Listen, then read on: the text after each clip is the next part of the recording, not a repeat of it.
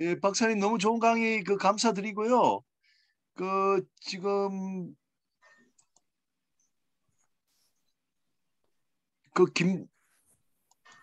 김성만 현대상선 전 사장님 들어와 계시기 때문에 아까 못한 인사 말씀 듣고 토론에 들어가도록 하겠습니다. 김성만 사장님 인사 말씀 좀 부탁드리겠습니다.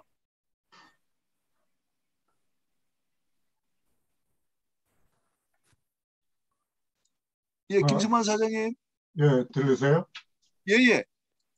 예, 제가 오늘 주방에 갔다 오느라고 지금 아주 차림도 엉망이 돼갖고, 예, 예. 우리 이번에 안 박사님 강의를 뭐 아까 한 10분 전, 15분 전에서부터 이제 들었는데, 그, 사실 제가 뵌 적은 없지만, 익히 2020년에 아마 강의를 하셨던 것 같더라고요. 그때 한 것도 이제 들여다보고 유튜브 방송을 듣고 안 박사님이 그 지나오신 길 또 지금도 적극적으로 활동하신 거를 보고서 참 이게 제가 해운에 있었기 때문에 간단한 뭐 짧은 그 기간이었지만 이 지난 한 1년 1년 가까이 이제 김인영 교수님 해주시는 이 강의에 들어오면서 새로이 공부를 하고 있습니다. 그래서 안 박사님께 우선 음성으로라도 이렇게 정식으로 존경의 인사를 드리고 굉장히 많은 회사 회사 또 해양대학 학생들도 많이 들어와 계신데 참 저희 후학들로서는 저희의 지표가 되실 거라고 믿습니다. 그래서 저희 이 좋은 기회를 마련해 주신 김 교수님이나 또 여기 계신 모든 분께 이 좋은 기회에 앞으로 미래를 위해서 뭘 할 수 있는지 배울 수 있는 또 지표를 정할 수 있는 좋은 배움과 기회가 됐으면 좋겠습니다. 안 박사님 존경의 감사와 인사를 다시 드립니다. 예, 감사합니다. 예, 김승만 대표님 감사합니다. 김승만 대표님은 뭐 제 기억으로 한 2000년대 초반쯤에 현대상선에 지금 HM입니다만 대표 이사를 여기 이렇게 하셨습니다. 오늘 지명 토론으로는 권종호 대표님 그리고 최수범 어, 박사님 그리고 정영근 기자 이렇게 세 분을 일단 정해놨고요. 그 외에도 오늘 많은 분들이 계시기 때문에 제가 또 기회를 많이 드리도록 하겠습니다. 안충성 박사님 내용은 너무 좋은 것 같습니다. 아주 큰 그림에서부터 작은 그림까지 우리가 장차의 에너지에 대해서 또 이야기를 그렇게 해주셨기 때문에 어, 그 그림을 그리기가 참 좋았던 것 같습니다. 예. 그러면 일단 지명 토론을 들으면서 조금 더 깊숙이 또 그리 궁금한 것들도 더 풀어나가도록 하겠습니다. 우선 권정호 대표님. 예, 안녕하십니까. 권정호입니다. 먼저 이 뜻깊은 자리에서 이 토론의 기회를 주셔서 감사를 드리고요. 평생을 이렇게 조선해양 쪽에 이렇게 몸바쳐 오셨던 안춘승 박사님께서 또 그동안에 이렇게 경험과 또 공부했던 것들을 엮어서 이렇게 귀한 책을 내신 것을 먼저 축하드리고, 아직까지 그 책을 읽어보진 않았지만은 목차를 통해서 간략하게나마 이렇게 내용을 접하게 되었는데 상당히 많은 기대가 됩니다. 앞으로 빠른 시간 내에 그 책을 구입해서 저도 정독을 하고 또 직원들한테도 읽어볼 수 있도록 권해보겠습니다. 안 박사님께서는 뭐 저도 직접 이렇게 뵙지는 않았지만은 여러 가지 또 주변을 통해서 얘기를 많이 들었습니다. 특별히 또 말레이시아에 있는 사프라 에너지 산하에 있는 조선소에서 한 5년 동안 근무했던 제 후배가 거기서 한 5년 동안 이렇게 사장으로 모시면서 여러 가지 또 경험을 또 나누어 줬기 때문에 뵙지는 않아도 꼭 이렇게 같이 모셨던 분처럼 이렇게 가까이 느껴집니다. 앞으로도 그런 경험도 같이 한번 나눠주시고요.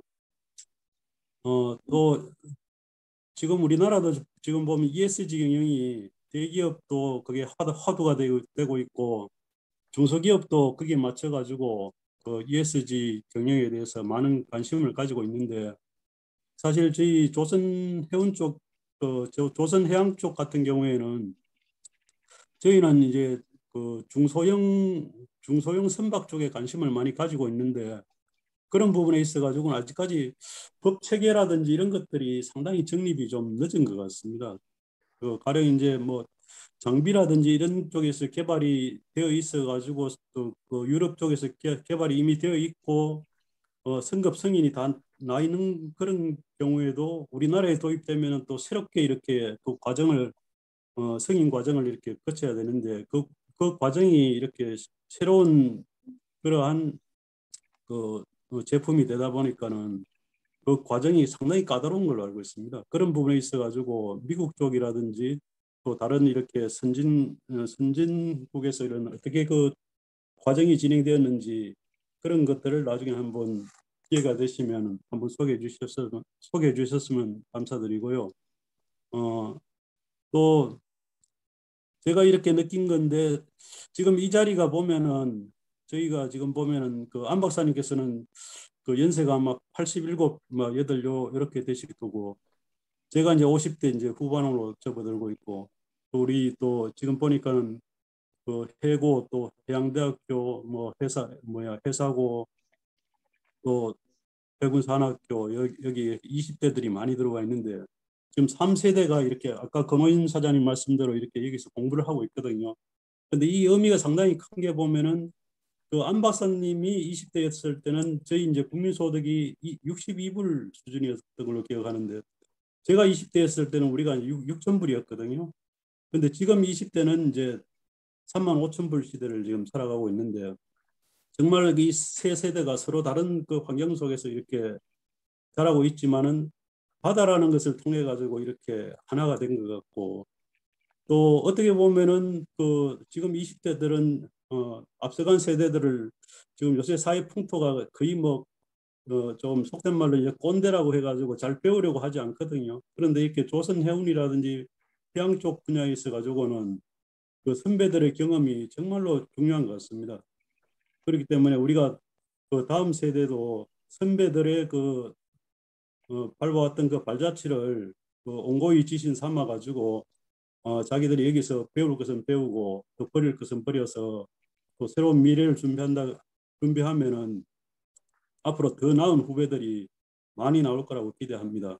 안 박사님께서 이렇게 이 적절한 시점에 좋은 책을 내주셔서 감사드리고 다음 기회에 그 미국에서 그 지금 해상 풍력이 상당히 지금 발전되어 있는 걸로 알고 있는데 거기에 맞춰 가지고 법규라든지 이런 부분들은 어떻게 변화되었는지 그 부분도 한번 다음 기회에 한번 소개해 주셨으면 감사드리겠습니다. 감사합니다. 예. 예, 감사합니다. 박사님 이렇게 하겠습니다.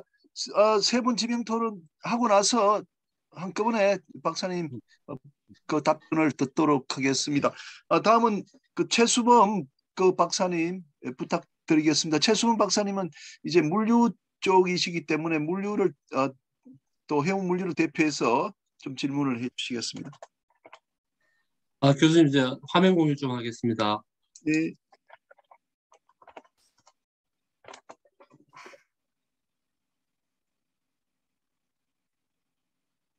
네. 안녕하십니까. 저 인천대학교 최수범입니다. 오늘 안충성 박사님 강의는 그 우리 모두에게 정말 그 크고 아주 무게 있는 강의라고 생각합니다. 저는 그 우리가 지금 우리가 살고 있는 이 시점이 그 우리 역사에서 가장 괜찮은 시대라고 저는 생각합니다. 우리 역사에서 이렇게 부유한 적이 없었고 이렇게 안전한 적이 없었는데 이렇게 부유하고 안전한 국가에 살 수 있는 것은 우리 안중근 박사님 같은 훌륭한 분들이 이렇게 노력을 하셨기 때문에 가능하다고 저는 생각합니다. 그래서 저는 그 안 박사님의 어록을 먼저 소개를 한번 해보겠습니다. 미래는 예측하고 기다리는 자의 것이 아니다. 도전하고 창조하는 자의 것이다. 참 많은 것을 제가 느끼게 하고요. 저도 좀 더 분발해야 되겠다. 안 박사님 다른 책에 보면은 그 하버드 최고 경영자 과정 하신 내용을 이렇게 좀 에피소드를 적어 놓으셨는데 어떤 정주영 명예회장님이 이제 평소에 안 박사님 핀잔을 주실 때 하셨던 말씀이 기술자가 되어가지고 이 말이 듣기 싫어서 이제 하버드 최고 경영자 과정 하셨다는 이제 그런 말씀을 제가 책에서 읽었습니다. 굉장히 노력하시는 모습이 저는 큰 귀감이 됐고요. 앞으로도 박사님 이런 이 노력하는 모습에 저도 더 좀 분발해야 되겠다. 그런 오늘 반성을 많이 했습니다.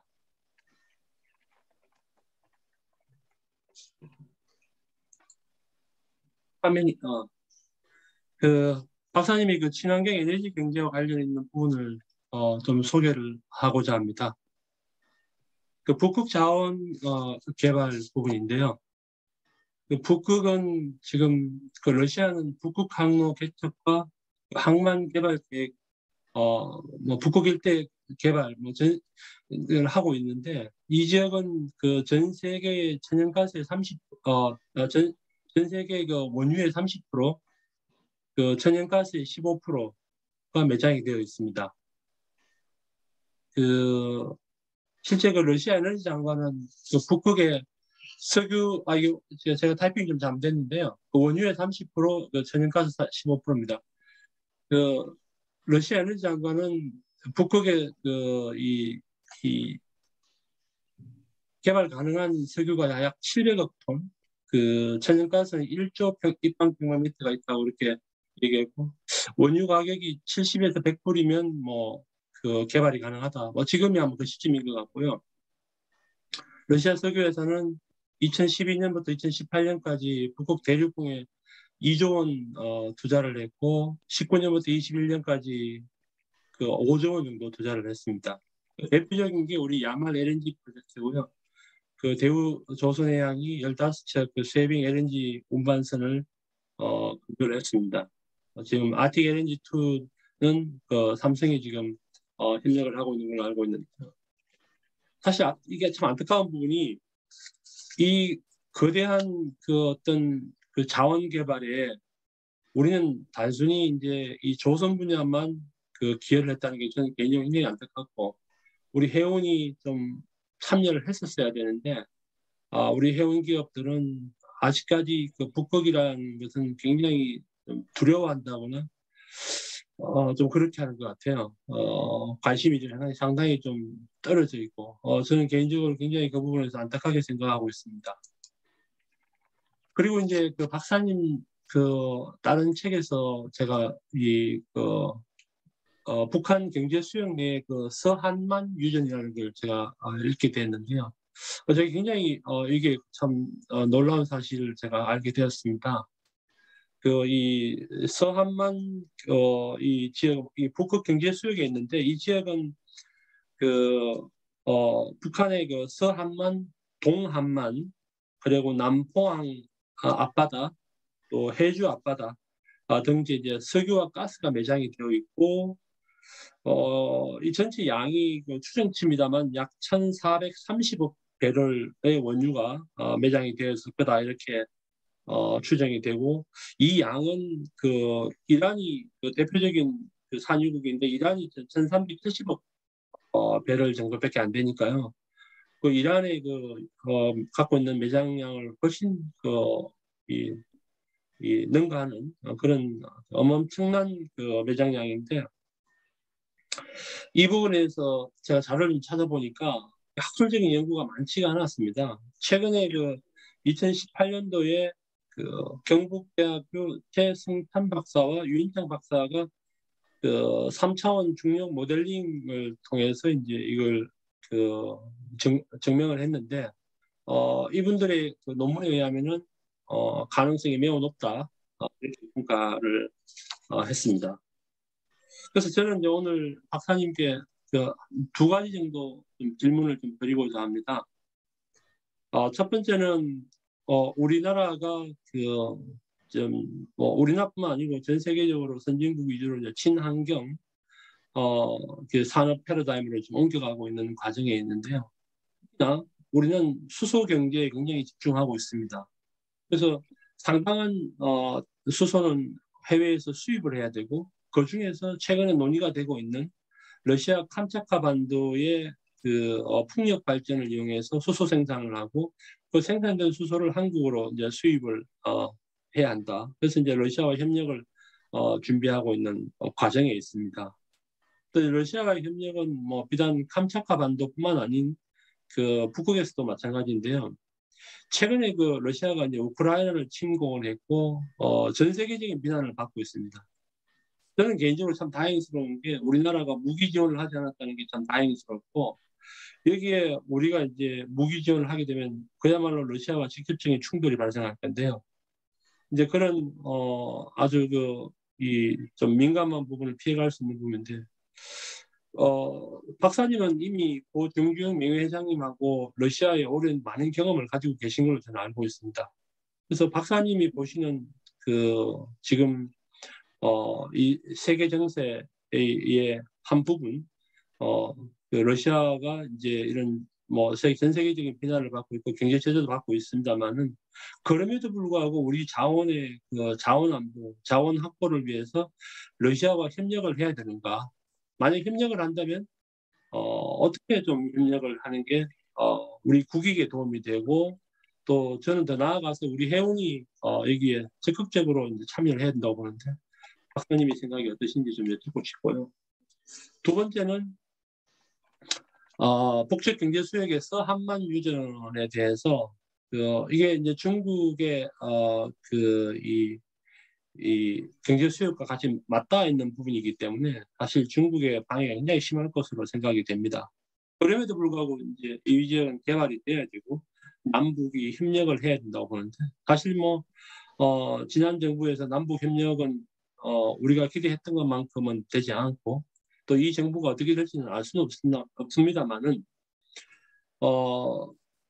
이 서한만 유전에 대해서 이렇게 책으로 내신 분은 아마 제가 볼 때는 박사님이 유일하신 것 같은데요. 이렇게 전문가 입장에서 서한만 유전의 남북 경제 협력 어떻게 보시는지, 이렇게 하기 위해서 또 우리 정부가 어떤 방향으로 나가야 되는지, 우리 정부는 여기에 대해서 거의 관심이 없다는 생각은 저는 하고 있거든요. 그래서 박사님 보시는 견해가 어떤지 두 가지 질문을 드리고 싶습니다. 네, 감사드립니다. 예, 감사합니다. 아주 중요한 질문이고 조금 기다리시다가 답변하시고요. 그 다음에 정영근 우리 내일신문 기자님, 우리 고정 멤버십니다. 정영근 기자님 부탁드리겠습니다. 반갑습니다. 내일신문 정영근입니다. 저는 간단한 소감과 몇 가지 질문으로 말씀드리겠습니다. 우선 저는 사장님이라고 부르겠습니다. 많은 이력과 직책이 있지만 현대중공업 사장을 하셨던 것을 중심으로 여쭈려 하기 때문인데요. 사장님으로 부르겠습니다. 그리고 이제 그 전에 소감과 질문에 앞서서 이 방에 지금 함께 있는 분들하고 공유하고자 하는 흐름이 하나 있는데, 윤석열 정부에서 첫 번째 해수부 장관에 이제 조성환 장관이 취임하셨는데요. 조성환 장관이 취임사에서 했던 몇 가지 이야기들 중 하나입니다. 조 장관은 세계를 선도하는 해상물류 체계를 구축하겠다라고 하면서 해운업을 화물이나 여객 운송업으로 접근하기보다는 그렇게 이제 지금까지 해왔는데, 그것을 넘어서 선박 중심의 고부가가치 산업으로 육성하겠다고 강조했습니다. 공유할 만한 흐름이라 생각하고요. 그리고 한진해운 파산 이후에 공공주도로 재건된 해운 산업을 앞으로는 이제 민간 선박 투자 활성화 등 시장을 중심으로 지원할 수 있는 기반을 다져가겠다고 했는데, 역시 이제 윤석열 정부 흐름하고 맞춰서 공유를 할 부분이라 생각합니다. 어떤 변화가 일어날지, 또는 이제 이 방에 계신 분들이 어떤 변화로 활용할 수 있을지 한번 생각을 해보면 좋을 것 같습니다. 그 사장님 그 이 주제 발표에 대한 소감과 질문을 드리겠습니다. 그 사장님께서는 지난해 작년 10월인가 그렇던데요. 그 친환경 에너지 경제라고 하는 오늘 소개하신 책 출간하셨는데 1938년생이신 이제 사장님께서 그 우리 사회를 그 보며 아마 평생을 농축한 어떤 경험, 뭐 생각 이런 것들을 그 후학과 정책 책임자들에게 호소하는 그런 내용을 담은 책인 듯합니다. 오늘 말씀도 그러하셨고 구에서 일독해 보겠습니다. 저는 그 중에 이제 조선해운에서 탄소 전환과 관련된 부분을 질문 드리려고 하는데요. 사장님 아까 말씀하시면서 미국 바이든 대통령이 기후변화 대응을 위해서 행동을 강조했다는 것을 말씀하셨는데 그 부분 인상적이었습니다. 기후위기 대응과 관련해서 이제 최근에 변화가 있었는데 하나는 해외에서는 우크라이나 전쟁이고 국내에서는 윤석열 정부 출범입니다. 그렇지만 이런 게 이제 기후위기 대응이라고 하는 큰 흐름을 바꿀 변수는 아닌 것 같은데요. 큰 흐름은 그대로라고 생각합니다. 근데 이제 방법에서는 에너지 믹스를 어떻게 할 것인지, 아까 이제 사장님께서는 뭐 원자력 발전 이야기도 하셨는데, 어쨌든 에너지 믹스를 어떻게 할 것인지, 뭐 그런 데 대한 지혜가 필요할 것 같고, 유럽은 러시아 의존을 어떻게 줄일지, 한국은 원자력 발전에 대해서 어떻게 이제 믹스해 나갈지, 이런 게 고민거리일 것 같습니다. 사회적 합의를 만들어 나가야 되니까요. 그 사장님께서는 이제 해양 플랜트 옵쇼어 전문가이시던데, 한국은 이제 시추선 경쟁력이 있었죠. 그 사장님께서 2011년 부산일보 인터뷰하신 내용 봤습니다. 그 당시에 그 이제 현대중공업은 이제 퇴임을 하신 뒤에는데 그 당시 인터뷰 내용 보니까 글로벌 역량을 키워서 토탈 옵쇼어로 무장해야 될 시점이다 이렇게 이제 강조하시고 이제 오프쇼어 산업에 대한 어떤 앞으로의 전망이나 이슈 이런 거 말씀하셨더라고요. 근데 우리가 다 알다시피 이후에 이제 해양 플랜트 산업 위기 등등 이렇게 이어졌습니다. 비슷한 맥락에서 질문을 드립니다. 제가 지금 그 HD 현대중공업 지주죠. 그 현대중공업 그 한국해양조선의 그 해양국해양조선과 HD조선의 대표이사 사장을 맡고 있는 정지선 사장이라고 한다면 불안할 것 같아요. 우리가 지금 LNG 운반선에서는 세계적 경쟁력이 있고 그것 때문에 유럽연합이 대우중공업과 현대중공업 결합도 승인하지 않았는데 그렇지만 우리가 언제까지 1등 할 수 있을까 이런 생각이 들 것 같습니다. 첫 번째 질문입니다. 그래서 우리가 LNG 운반선 시장에서 언제까지 1등을 할 수 있을까요? 사장님 생각이 어떠신지 궁금합니다. 두 번째 질문입니다. 정지선 사장 입장에서 좀 더 근본적인 불안이 있을 것 같습니다. 불확실성 같은 것이죠.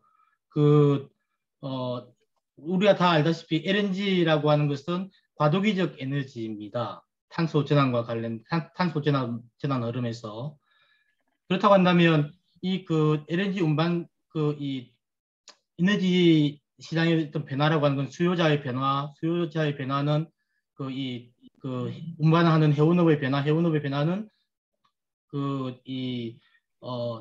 선박의 변화 그리고 뭐 조선의 변화 이렇게 쭉 이어지기 때문에 이 정기선 사장 입장에서는 이런 앞으로 이제 어떻게 사업들을 해나가야 될지 고민을 할 수밖에 없을 텐데 LNG 운반선 건조 이게 이제 탈탄소 흐름을 고려할 때 언제까지 이어가야지 될까요? 우리가 이거는 이제 사장님께도 드리고 혹시 이 방에 계시는 뭐 또 대우조선이나 삼성중공업 또는 IMO 관련된 흐름에 대해서 아시는 분들이 있으면 또 뭐 보충해서 대답해 주시면 고맙겠습니다.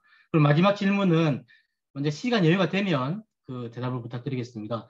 그 사장님께서는 현대중공업 이제 퇴임 이후에 그 카이스트에 초빙되어 가셨습니다. 당시 이제 카이스트에서 그 모바일 하브 분야의 대표를 맡으셨는데 이게 2009년이었어요. 2009년이면 이명박 정부가 출범해서 저탄소 녹색 성장을 강조하고 있을 때였고 카이스트가 그 흐름을 받아서 모바일 하브 사업단을 운영할 때였는데 이 모바일 하브 사업이 이후에 어떻게 됐는지 그리고 지금 시점에서 혹시 참고하거나 개선해야 될 성과나 한계 또는 오류는 무엇이 있는지 말씀 부탁드리겠습니다. 이상입니다.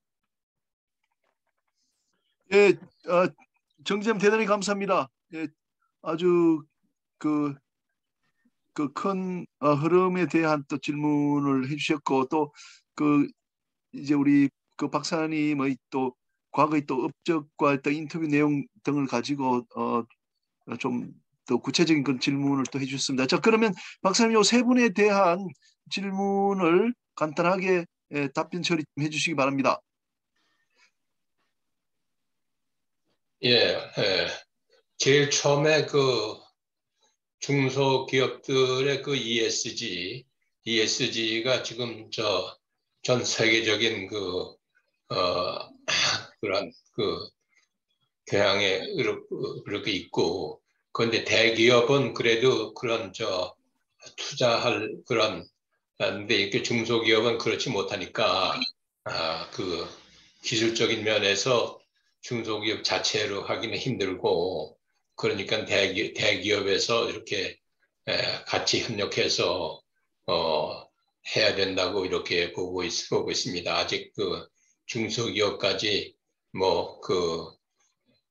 정부에서 그렇게 뭘 대줘서 이렇게 할 만한 그거는 되지 않는다고 보는데, 앞으로는 그 중소기업이든 대기업이든 다 그 기업이 그 사회에 공헌하고 그 엔바이런멘털 이런 오늘 위주로 해야 된다고 그렇게 보고 있습니다. 그러면 이제 두 번째 지금 바이든 대통령이 그 트럼프 대통령과 마찬가지로 중국이 너무 커가니까 그걸 이제 더 이상 크지 않도록 그렇게 하기 위해서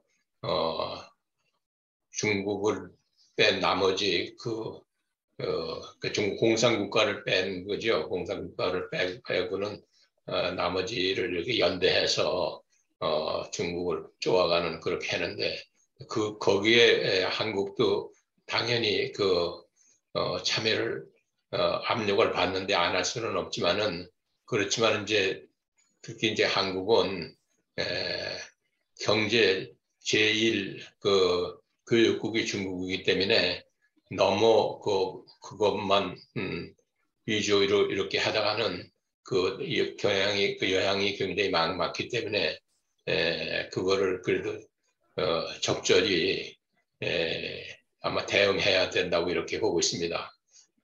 그건 문재인 대통령 때도 그렇게 했지만서 지금도 아마 그걸 완전히 중국을 그냥 미국의 협력을 너무 짓다 보면은 거기에 대한 또 그런 보복 이런 것도 있고 하니까 그걸 현명하게 잘 처리해야 된다고 이렇게 보고 있습니다. 그리고 러시아가 지금 우크라이나를 침공해서 지금 이제 그에 대한 또 압박을 미국을 중심으로 EU 이런 게 다 하고 하니까 한국에서도 그에 대한 또 압박이 가해지고 이렇게 하는데, 그것도 한국도 마찬가지로 에너지, 특히 LNG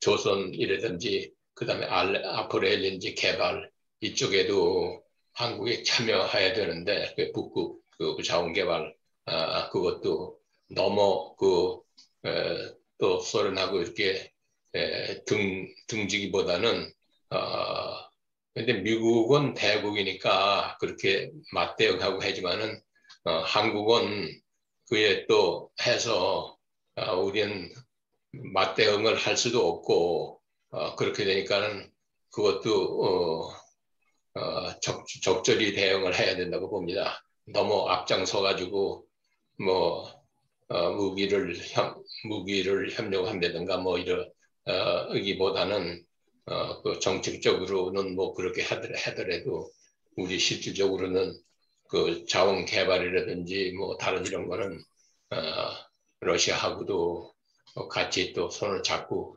개발해야 되고 그리고 한국은 자원이 필요 없는 그런 나라고 하기 때문에 자원 부국인 그 러시아하고도 같이 협력을 해야 된다고 이렇게 보고 있습니다.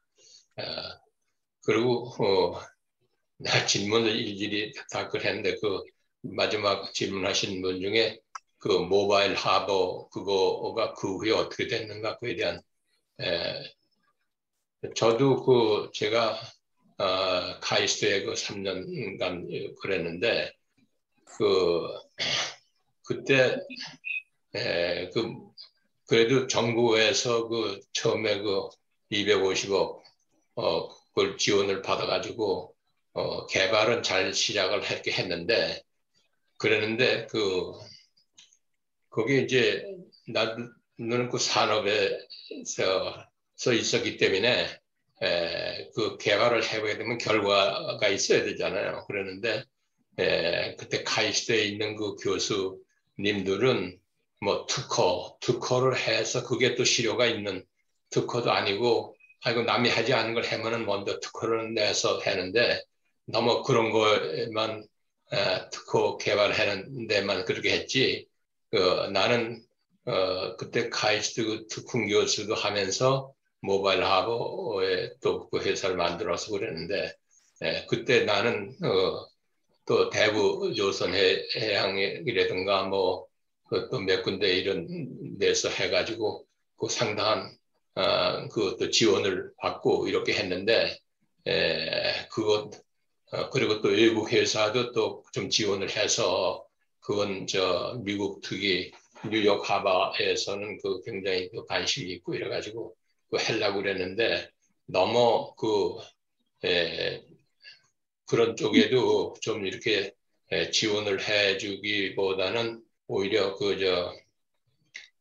그런 쪽도 여기 들어오면 그거 그냥 나눠 쓰자고 정부에서 나오는 돈은 뭐 독차지를 하면서 그냥 특허 개발하는 쪽으로만 그렇게 했는데 실질적으로 그걸 하려면은 그걸 지어서 오퍼레이션을 해서 그렇게 해야지만 이제 그게 계속 좀 발전해가고 이렇게 되는데 그런데 좀 도움을 달라고 그러니까는 그거는 도움을 주지를 않더라고요. 오히려 외국에서 들어오는 그것도 논아서 전부 다 같이 일반 연구 실효성도 없는 연구에 그냥 같이 논아 쓰자고 하는 바람에 그래서 그 후에 정부에서 더 이상 그 지원도 받지 못하고 지금은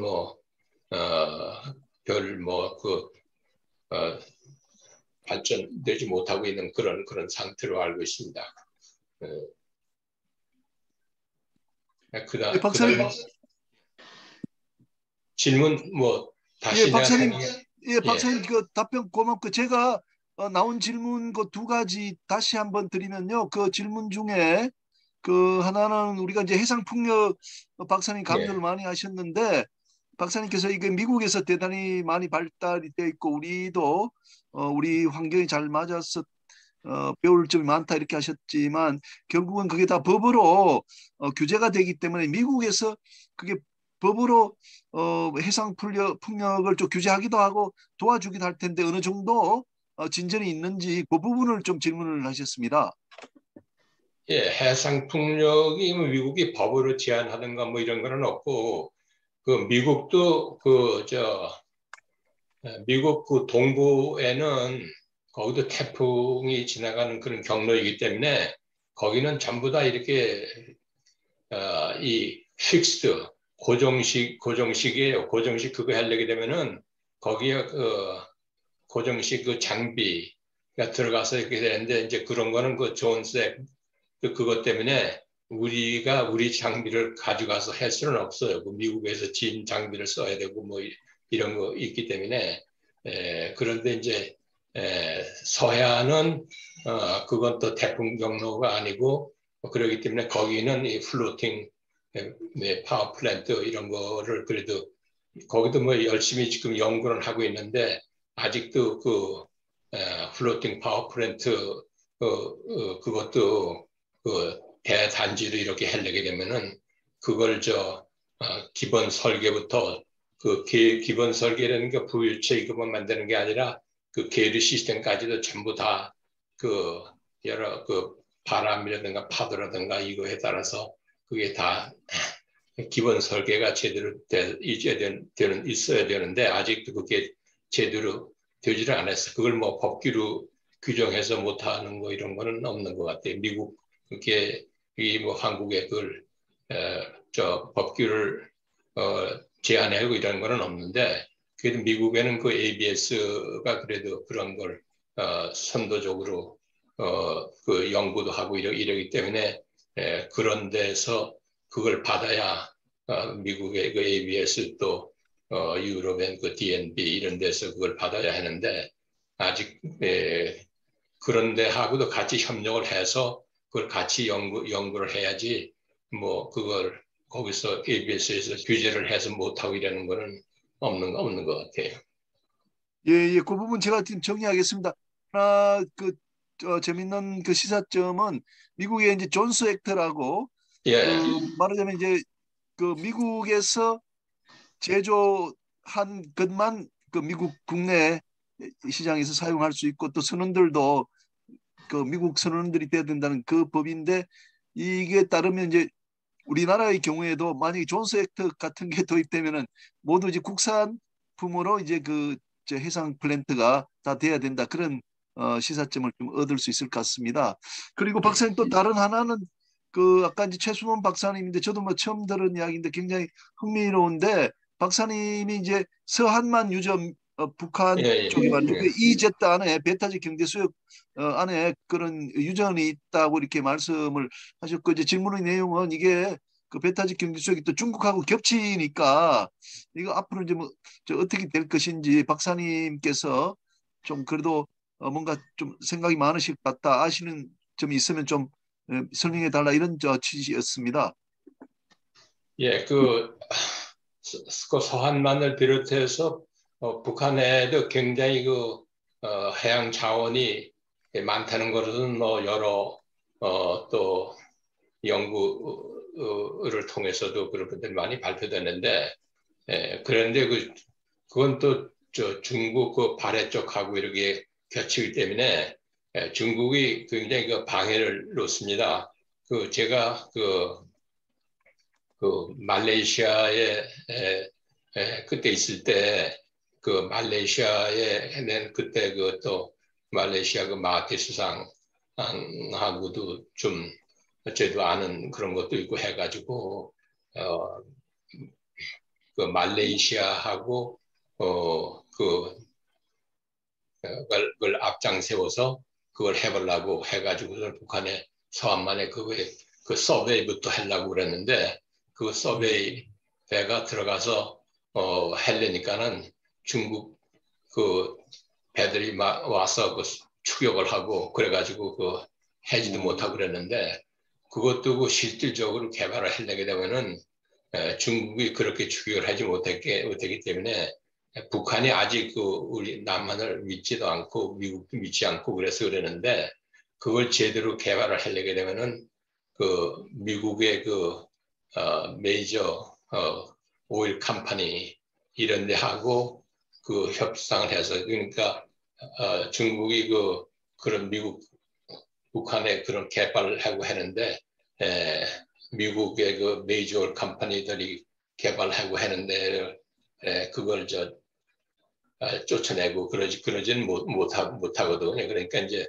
우선 북한이 좀 마음 통 크게 잡고 남한하고 같이 기술적으로는 우리가 모든 걸 다 서포트를 하는데 아직 남한이 앞장서서 그거 할 수는 없고 그러니까 남한이 미국하고 같이 이렇게 해서 북한 개발하는 이런 거 하면은 그거 실질적으로 개발 가능성이 있는데 지금 현재로 봐서는 가망이 그렇게 보이질 않습니다.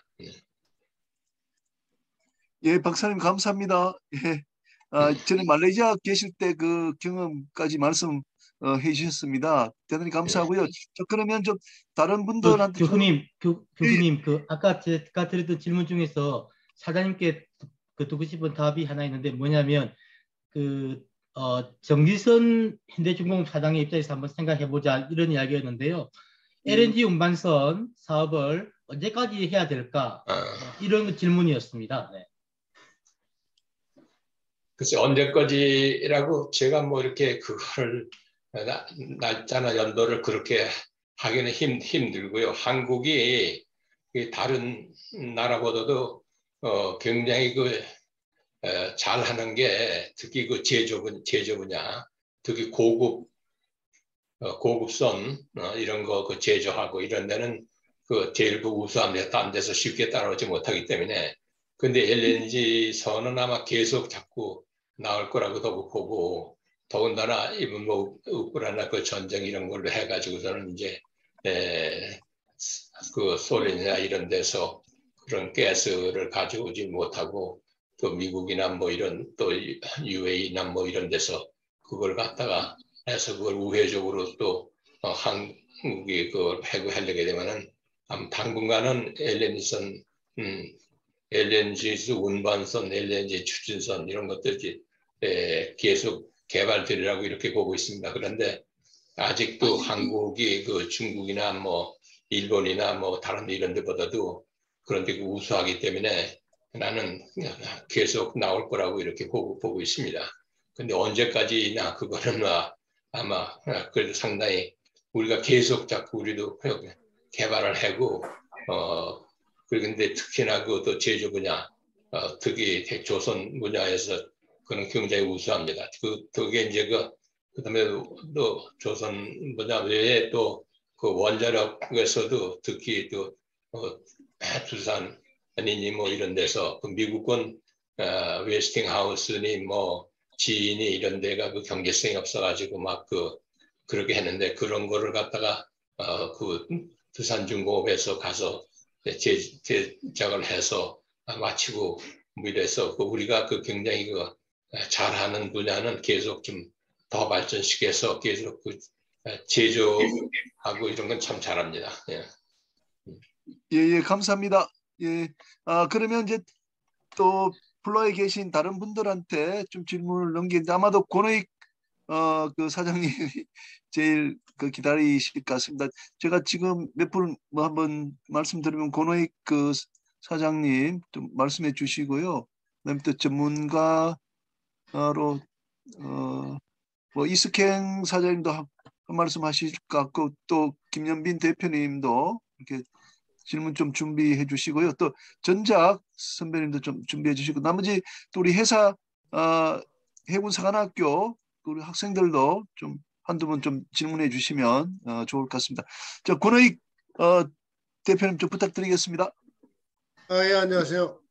특히 이제 안충 박사님 제가 뭐 직접 뵌 적은 없지만 저도 조선소를 82년도에 입사해가지고 대우조선만 한 40년 가까이 근무를 했습니다. 최종 이제 기술본부장을 했는데 오늘 했던 강의를 너무 요약하게 책 전체를 흐름을 좀 상당히 잘 읽었습니다.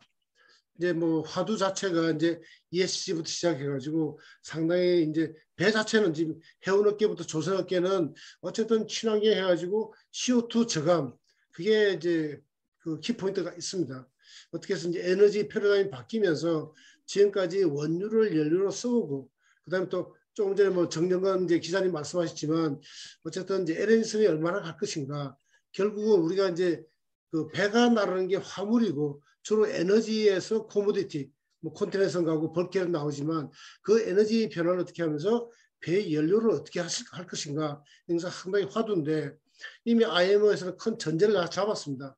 그래서 2030년, 2050년 해가지고 결국 배에서 나오는 CO2를 어떻게 저감할 것인가. 지금까지는 낙스, 삭스 했지만 이제는 CO2와의 전쟁이기 때문에 이걸 누가 선점하느냐. 그래서 제 생각은 결국은 이렇게 유연하게 이런 변화. 저 생각은 규제가 강하면 강할수록 결국 이걸 해결할 수 있는 거는 한국밖에 없다. 일본도 지금 뭐 동인대 조선가 없어지고 엔진이 없습니다. 중국 카피만 하지만 제대로 그걸 만들 수가 없습니다. 그래서 실은 이제 그 안 박사님 그 현재 계시면서 해양부터 시작해 조선 나왔지만 지금 현재 그 한국도 얼음에 처해 있지만 계속 가지 않을까 이렇게 생각합니다. 그래서 이런 현재 제로 카본에 대해서 우리가 어떻게 할 것인가. 그래서 현대, 대우, 삼성 마찬가지로 우리 기술 발전에 대해서 하고 있고, 그래서 무슨 기름부터 출발해서 이제 LNG선 왔고 이제 암모니아 수소까지 가고 있는데, 원래 보통 이제 모든 사람들이 LNG는 10년 브리징 퓨얼이다. 10년을 갈 것이다. 왜냐 그러면 지금 2020년대부터 해서 2030년까지 우리가 이 10년 동안에 CO2를 10% 줄여야 되는데 결국 LNG로 하면 이 기름 대비해서 그 CO2가 23%가 줄어들게 됩니다. 그래서 그건 가는 방향에 맞고 이렇게 하면서 결국 아까 최수원 박사님 말씀하셨지만 어쨌든 안 박사님 똑같은 이야기인데 피트 드러커가 이야기를 했어요. 결국 미래를 어떻게 예측할지 궁금하면 차라리 미래를 만들어라. 그래서 지금 CO2 전쟁, IMO에서 하고 있는 규제는 결국 한국이 표준화 만들면 이게 아마 세계의 표준이 되지 않을까. 그리고 한국 조선소가 계속 그렇게 해왔다고 생각합니다. 그래서 이제 안 박사님이 하셨던 ESG, 지금 뭐 어느 조선소든지 어느 회사든지 다 해야 되는데 참 맥을 잘 집어주셨고요. 그 다음에 이제 지금까지는 이제 제가 조선업계에 있었지만 이 조선은 신조만 해당됐습니다. 규제는 모든 신조의 계약 데이트 그리고 언제 킬링 하느냐에 맞추는데 지금 이제 CO2 규제는 EXI 그래가지고 내년 1월 1일부터는 현존선이 모두 해당됩니다. 그래서 지금 한국은 저는 어마어마한 기회가 있다고 생각합니다. 그러니까 지금 떠다니는 배 5만 척, 6만 척이 지금 당장 내년 1월 1일부터는 기름 가지고 해결이 안 되기 때문에 엄청나게 많은 리트로핏이 해야 됩니다. 다음 한국은 지금 빅3부터 해가지고 중견 조선소까지 다 신조만 생각하는데 이걸 어떻게 해결할 것인가. 지금 떠있는 배들 빨리 전환을 시켜야 되는데 그래서 한국도 패러다임 바꿔서 진짜 이렇게 수리선부터 해서 리트로핏 사업 좀 가야 된다고 생각합니다. 그래서 지금 이제 안 박사님 이제 미국 계신데 아마 미국 조 바이든 오면서 미국 조 바이든도 이야기를 했어요. 미국 멕시코 걸프에서 원자력을 이용해서 수소를 만들자. 저 적극 동의합니다. 그리고 배도 제로 카본 연료는 결국은 원자력이 좋지만 후쿠시마 사태부터 배에서는 원자력이 어렵기 때문에 그러면 제로 카본에 버금가는 암모니아나 수소가 되어지 않느냐. 근데 수소는 너무 어려우니까 아마 곧 장래에 암모니아 될 것 같습니다. 아까 정경건 그 기자님 이야기했지만 그러면 LNG 얼마나 갈 것이냐. LNG 10년 브리징 퓨얼인데 나머지도 모든 나라에서는 지금 가장 할 수 있는 연료가 LNG입니다. 그럼 그 LNG에서 CO2가 분명히 나올진데 아마 카본 캡처해서 하면서도 결국 아마 차세대 20년까지는 향후 20년, 2040년까지는 그래도 LNG 하기 때문에 지금 카타르든 러시아든 지금 러시아가 가스를 파이프라인 수출을 안 되니까 북극에 어마한 지금 만들어서 LNG를 수출할 것이고 유럽도 지금 러시아 가스 파이프라인이 안 되니까 결국 LNG 선으로밖에 안 됩니다. 그래서 저 생각은 아마 조선소는 지금부터 20년까지는 LNG로서 인조이 하지 않을까. 저 개인적인 생각은 그렇습니다. 그래서 한 가지 보면 실은 이제 배에서 미국도 그렇지만 조 바이든도 얘기했지만 향후 배에서 어떤 식으로 지금 이제 기름에서 이미 이제 암모니아로 이제 트랜짓 되고 있고 그 다음에 가면 가까운 미래부터 해서 어떻게 전환될 것인가. 혹시 안 박사님 보실 때 뭐 배를 오랫동안 해왔기 때문에 배의 연료를 뭐가 주가 될 것인가 좀 질문을 드리고 싶습니다.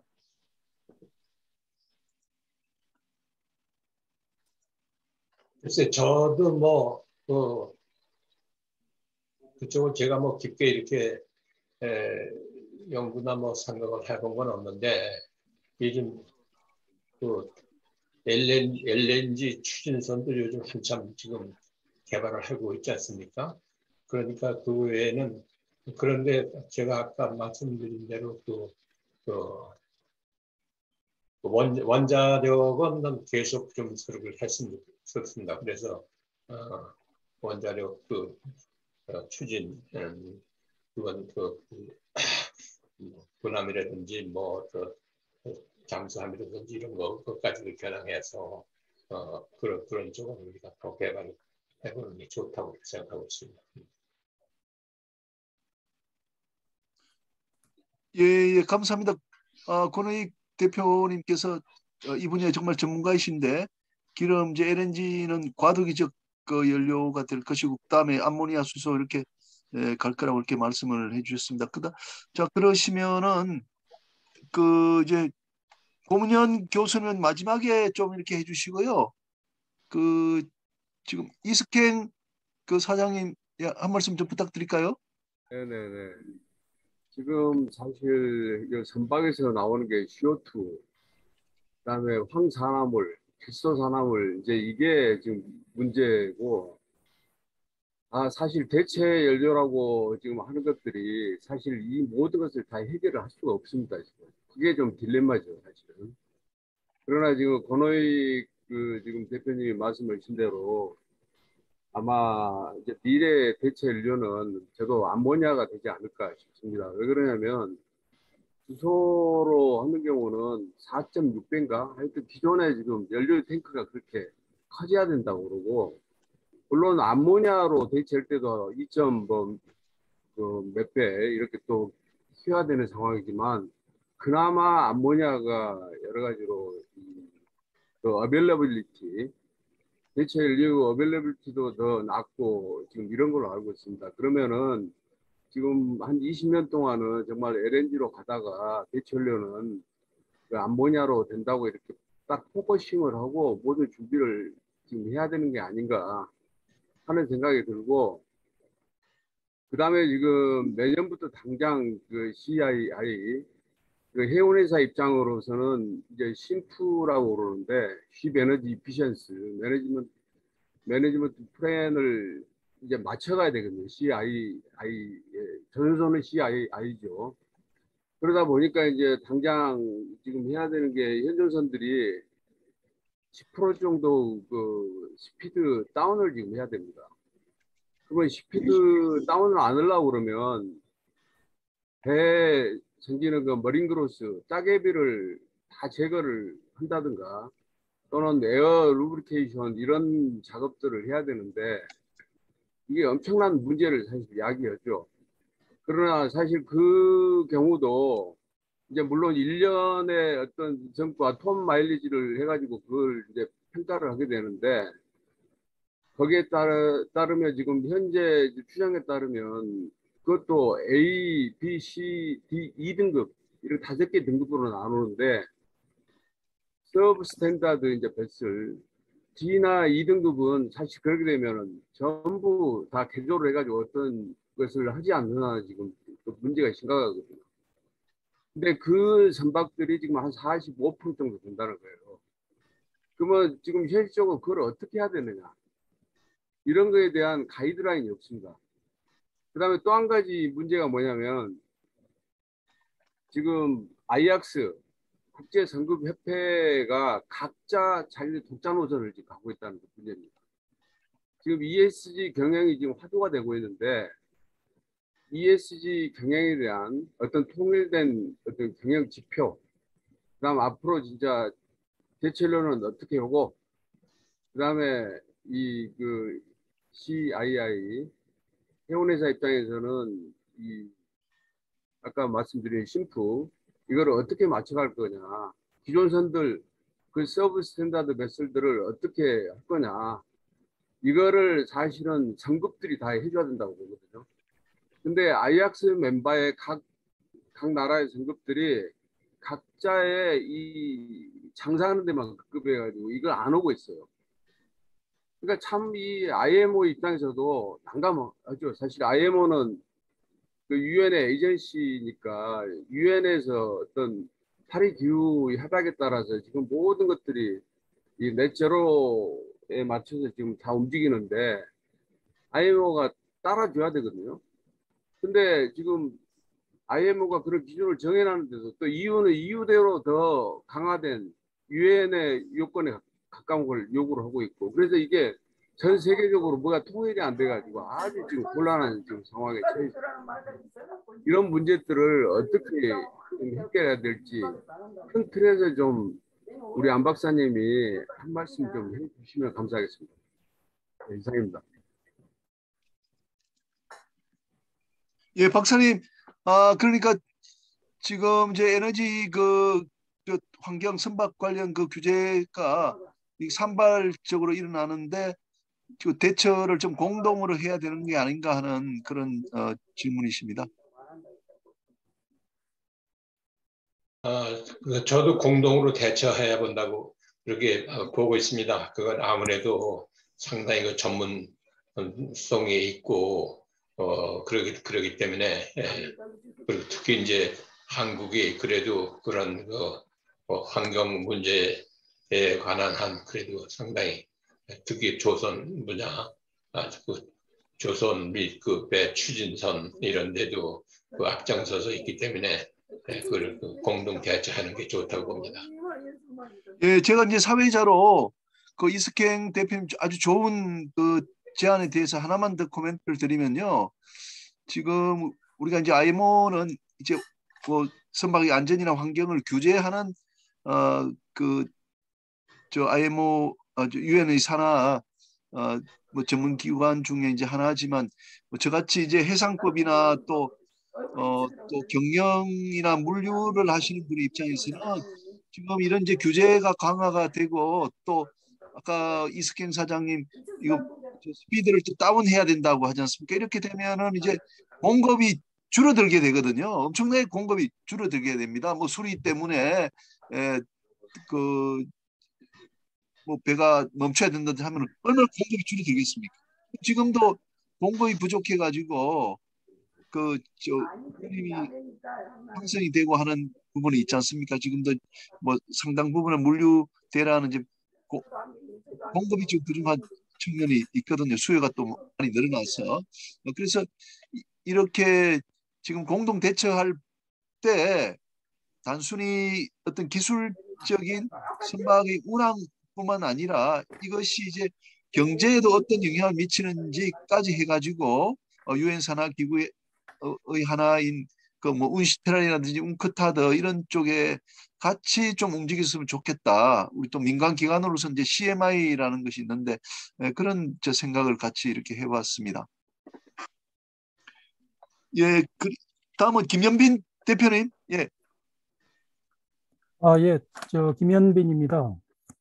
안중승 박사님 그 전번에도 2년 전에도 강의를 해주셨는데 또 오늘 또 좋은 강의를 해주셔서 고맙습니다. 저는 그 박사님께 질문을 드리는 것보다는 그 해상 풍력 발전 현황에 대해서 좀 간단히 그 동향에 대해서 말씀드리고자 합니다. 물론 박사님께서 이미 책에 다 기술을 해놨겠습니다만은 제가 해양수산부 때 국토해양부 때 그 공유수면 업무를 담당을 할 때 그 서해안 부안 앞바다에 그 해상풍력발전 단지를 만드는 업무를 협의를 했었습니다. 그때가 11년입니다. 그런 저런 인연으로 제가 이제 그 해상풍력 발전에 대해서 상당한 관심을 갖고 있습니다. 그리고 제가 그 이번에 그 국토 상생론을 발간하면서 그 속에 해상풍력 발전에 대해서 약 8페이지에 걸쳐서 자료를 정리해 놓았습니다. 그 자료를 바탕으로 해서 지금 일본과 한국 그리고 세계의 해상풍력 발전 동향에 대해서 간단히 제가 말씀을 드리겠습니다. 그 숫자가 많이 나와서 좀 헷갈리겠습니다만은 보니까 지금 현재 세계적으로 이제 가장 풍력 발전이 발달한 나라는 이제 영국인데 10.7기가와트를 하고 있습니다. 1기가와트는 그 원자력 발전소 100만 킬로와트에 해당하는 겁니다.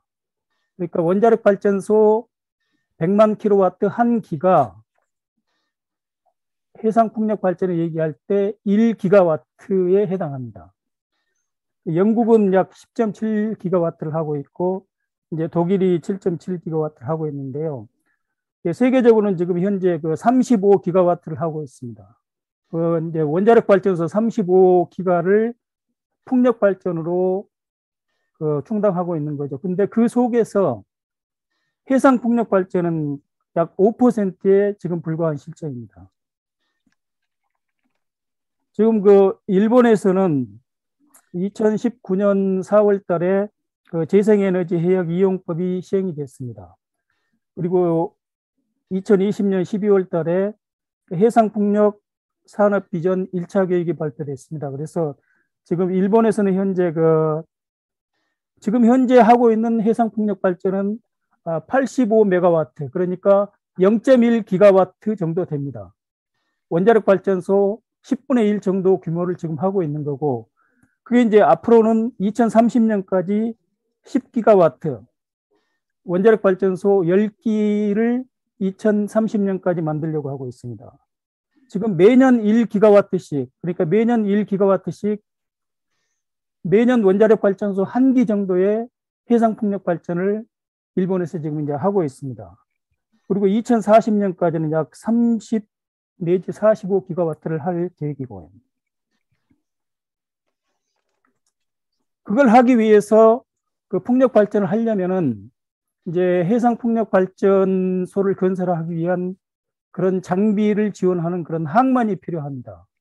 그래서 그 항만을 일본에서 현재 4개 항만이 지정되어 있는데 앞으로 한 10개 항만이 더 지정되어야 한답니다. 우리나라에서는 지금 신안 앞바다나 저쪽에 그 풍력 발전을 하려고 지금 그 대규모 하고 있는데 그걸 하기 위해서 목포항과 이 군산항이 해상 풍력 발전 그 지원 항만으로 지정을 하려고 하는데 그 약간 항만 시설에 굉장히 많은 그 부족한 점이 많이 있는 것 같습니다. 지금 현재 그 해상 풍력 발전 최대 높이가 거의 한 250m 정도까지 되고 하는데 높이만 그것을 다 수용할 수 있는 그런 항만 시설이 군산항이나 목포항에 잘 갖추고 있는지 그게 궁금합니다. 우리나라도 해상 풍력 발전을 하려면은 물론 그 자체도 중요하지만은 또 그것을 지원하는 그런 항만 쪽에서도 지원이 있어야 됩니다. 지금 우리나라는 현재 6개소의 해상 풍력 발전을 가동 중입니다. 그게 한 0.1기가와트 정도 되는데요. 그리고 이제 앞으로는 2030년까지 12기가와트 원자력 발전소 12개를 해상 풍력 발전으로 충당하려고 하고 있습니다. 그런데 저희 일본과 우리나라하고 좀 다른 점은 우리나라는 주로 착상식을 많이 하고 있는데 일본은 이미 착상식은 환경에 미치는 영향이 크기 때문에 대부분 지금 이제 부채식으로 하려고 하고 있습니다. 그래서 후쿠시마 앞에서 부채식 발전소의 실증 실험을 이미 끝내고 여러 곳에서 이미 하고 있는 그런 상황입니다. 제가 우리 안정숙 박사님 에너지 전문가 앞에서 좀 제가 너무 자세한 걸 말씀드린 것 같습니다. 하여튼 저도 해상 풍력 발전에 대해서 많은 관심을 갖고 있고 그런데 이제 앞으로는 우리나라가 어차피 재생에너지를 많이 활용을 해야 되는데 그걸 하는 데 있어서 지금 지방의 갈등, 업인의 갈등, 반대 그런 것이 굉장히 심한 것 같습니다. 그런 것을 잘 협의를 하고 합의를 해서 원활하게 해상 풍력 발전이 잘 이루어지기를 바라겠습니다. 감사합니다. 우리 김연민 대표님 감사합니다. 저도 처음 들었는데 우리 바다 공부 모임이 장점인 것 같습니다. 이렇게 각 분야의 또 전문가들이 또 계시고 또 가지고 있는 지식을 이렇게 나눠 주시니까 참 좋은 것 같습니다. 저도 공부가 참 많이 되었습니다.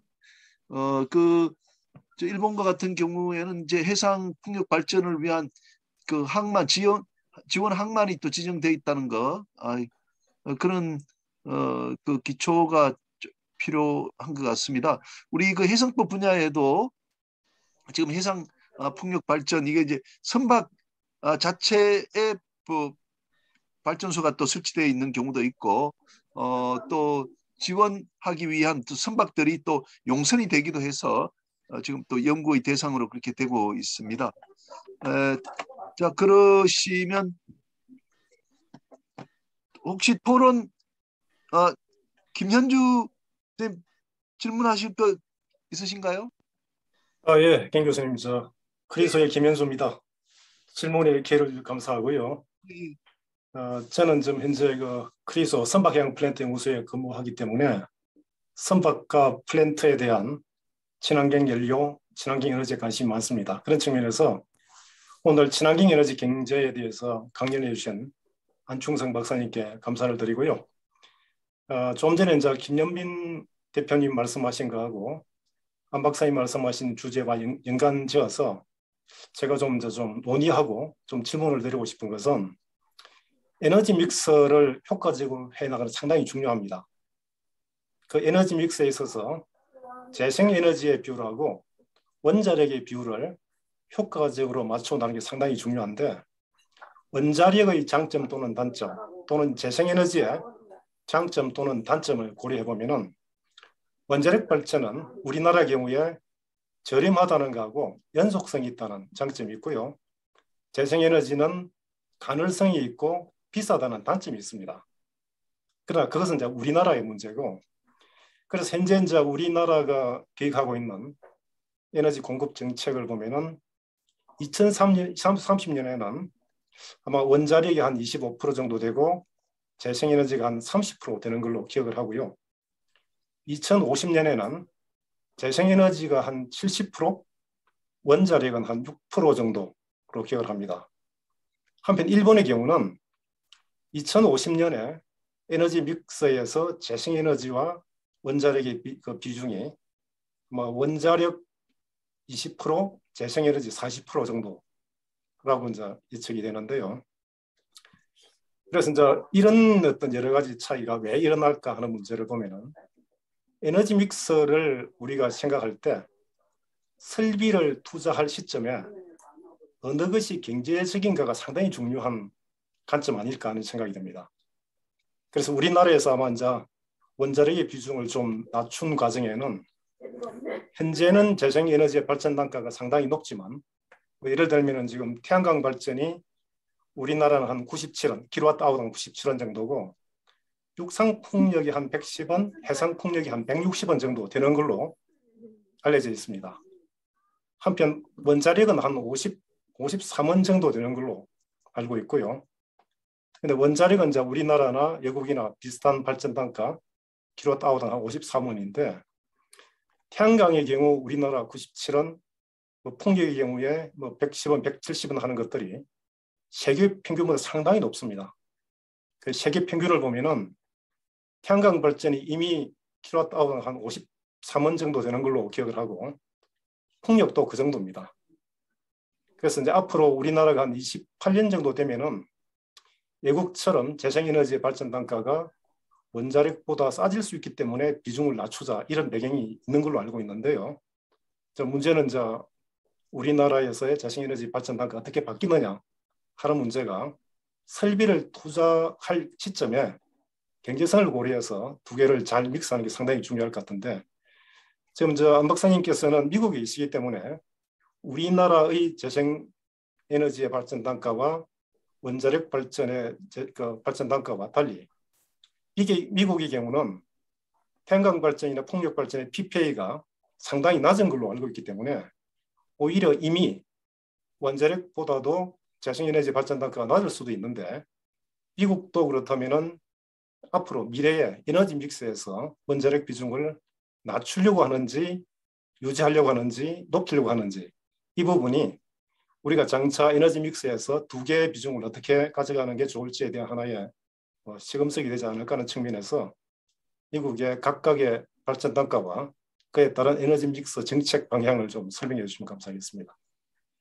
이상입니다. 예. 근데 미국하고 또 한국하고 크게 좀 차이가 나는 게 원자력은 미국이 경쟁력이 굉장히 떨어졌어요. 그전에 웨스팅하우스나 GE 이런 데서 제작하고 이러던 것이 점점 그 단가가 비싸고 그래가지고서는 그래서 그쪽은 그 원자력 이걸 그 수명을 더 늘리는 그런 쪽으로 그렇게 하는데 그 단가로 보면은 그건 미국에서 제작하는 거는 경쟁력이 떨어졌기 때문에 그래서 이제 그 두산이니 뭐 이런 데서도 하청을 해가지고 그걸 하고 그런데 그 재생에너지가 미국에서는 우선 건 땅이 넓은 거기 때문에 그런 그 태양광 같은 데도 그건 땅이 넓고 굉장히 넓어야 되는데 그게 뭐 굉장히 넓으니까 얼마든지 그것도 할 수가 있고 근데 한국은 땅이 좋지 않습니까? 그러니까 태양광 그걸 갖다가 지금 저 문재인 정부에서 하던 그거대로 그거 하려게 되면은 서울시에 5배나 되는 그러한 토지가 필요하고 그런데 한국은 지금 토지값이 비싼데 그렇게 할 수도 없고 그러니까 태양광에도 그 상당히 한계가 있고 그 다음에 풍력도 우선 단가보다도 바람이 제대로 불어줘야 되잖아요. 안정적으로. 근데 안정적으로 좀 더 불어주려면 점점 더 공해상으로 나가야 되는데 그래야 이제 여러 가지 뭐 어민들하고의 그런 거라든지 뭐 또 안정적으로 그 풍력도 이런 것도 하려게 되면 점점 공해상으로 나가야 되는데 그러게 되면 천상이 플로팅 그 파워플랫 윈드 플로팅 윈드 돼야 되는데 그러려게 되면은 그게 이 부일체 그 제작하고 하는 거는 문제가 없는데 그걸 이제 한국은 또 태풍이 지나가잖아요. 그거 제작해 놨다가 태풍에 그냥 휩쓸려서 또 그러면 좀 허사니까 그러니까는 그 게이드 시스템하고 이게 그거의 그 히빙 모션 같은 거는 또 석션 파일 이런 걸로 하고 그다음에 또 스윙하는 거 이런 거 스웨이하고 이런 거는 그 석션 앵카로 한다든지 그런데 이게 자동적으로 파도나 바람에 의해서 이게 안정적으로 이게 다 되고 그러려면 모델링도 하고 또 컴퓨터 시뮬레이션도 하고 이래야 되는데 그러려면은 그 기본 설계부터가 이게 제대로 돼야 돼요. 그런데 아직 그런 설계도 되지 않았어요. 그런 거를 하려게 되면은 그 ABS라든가 뭐 DNB라든가 이런 데 그 가이드라인에 따라서 미국 그런 데 하고에 그래도 그런 사람들은 그래도 많이 해봤고 그 시스템도 있고 하니까 그렇게 해가지고서는 같이 연구를 해서 기본 설계부터 제대로 해야 된다고 봐야 됩니다. 그러니까는 현재로서는 그 단가로 그런 거 치게 되면은 재생에너지 단가 한국이 아직 실현 가능한 그런 걸로 하기 위해서 두산중공업하고 그 그룹이 일부 실행하고 있고 또 삼성중공업도 그 삼성중공업은 DNB하고 시추선 반시추선 그거를 기초로 해서 하고 있고 현대중공업도 뭐 거긴 또 그 동해가스 그걸 했기 때문에 거기에서 그 수소산업까지도 이렇게 하는 여러 가지 걸 하고 있는데 그 제일 기본적인 게 기본 엔지니어링부터도 안 되고 있어요. 그러니까 너무 우리 그까짓 거 뭐 우리가 하면 못해 그런 게 아니고 그런 거를 할 수 있는 회사들하고 같이 해서 그런 기본 설계부터도 하고 컴퓨터 시뮬레이션도 하고 또 테스팅 이런 거 다 해가지고 해야 되는데 그걸 제대로 큰 돈이 안 되니까 그렇게 그런데 돈을 엔지니어링은 실제 큰 돈 들어온 게 아니거든요. 기본 설계부터 해야 되는데 그러니까는 나는 그 단가별 이런 걸만 비교해서 에너지 믹스를 그것보다도 원자력은 그래도 기본 된 걸 갖다가 미국도 그 연장하려고 뭐 40년에서 60년, 80년까지도 연장해서 이렇게 하거든요. 거기는 워낙 원자력 대저 단가가 비싸고 하니까 그랬는데 재생에너지는 워낙 땅도 넓고 뭐 이런 거 하기 때문에 그걸 미국하고는 그 단가를 비교하면은 한국에 좀 불리하죠. 그렇죠. 예, 박사님 감사합니다.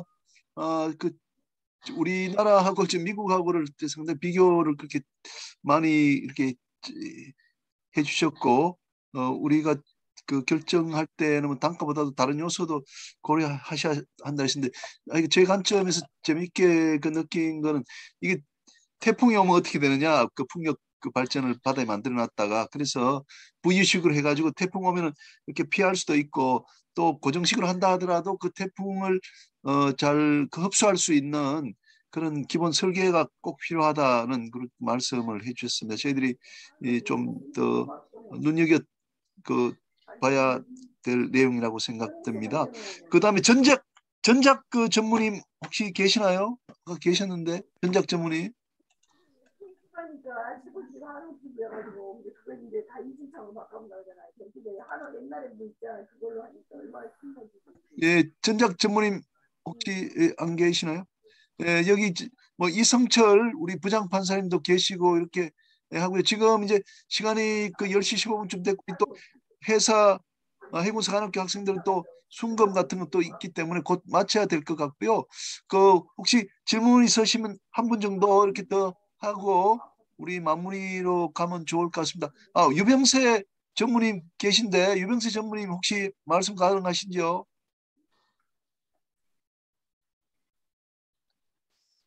예, 유병세 전무님. 예, 이성철 부장판사님.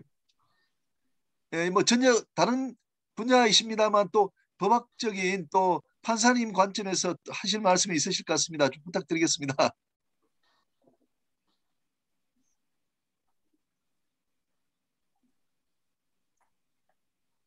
예. 그 선박금융에 계신데 이상석 차장님. 네, 교수님. 예. 예, 선박금융 쪽을 대표해서 또 한 말씀 해주시기 바랍니다. 예, 오늘 그 강의 잘 들었습니다. 저희가 이제 조금 이제 아까 잠깐 말씀드렸던 것들 중에 어떤 그 대체 에너지로서의 어떤 선박에 대한 부분, 그리고 그게 사실 현대중공업 이런 데서 이제 거의 많이 이렇게 좀 상용화까지 안 되겠지만 많이 연구를 하고 있고, 그거에 맞춰서 이제 그 항만 터미널 부분에 대한 어떤 인프라 확충 이런 부분들도 좀 사실은 그 PA들, 특히 울산항만공사 같은 경우에 그쪽이 이제 그 에너지 그런 쪽이 굉장히 많기 때문에 그런 준비들, 그리고 서로 간의 어떤 그 프로젝트에 대한 어떤 논의, 그리고 또 그런 민간과 그 관에도 협력한 그런 부분들이 좀 이렇게 같이 다 진행이 좀 되고 있습니다. 그래서 예, 그런 부분에 대해서도 당연히 선박금융뿐만 아니라 이런 인프라 구축에 대한 금융 지원도 당연히 되게 필요하다고 생각이 들고요. 선박은 당연히 그렇고요. 예, 그런 생각들을 좀 해봤습니다. 예, 감사합니다. 뭐 재생에너지 관련해서 제가 한 말씀을 좀 드릴까요? 예, 이성철 부장판사님 서울중앙지방법원에 부장판사님으로 계시고 해상 변호사님을 또 오랫동안 하셨습니다. 예, 판사님 부탁드립니다. 오늘 강의 잘 들었고요. 오늘 참 제가 전문 분야 아닌 부분에서도 말씀 많이 잘 들었습니다. 앞으로 자주 듣도록 많이 배우도록 하겠습니다. 김민영 교수님 또 안충성 사장님 감사합니다. 예, 감사합니다. 예, 제가 한 말씀 드리겠습니다. 예, 신은수 회장님, 예.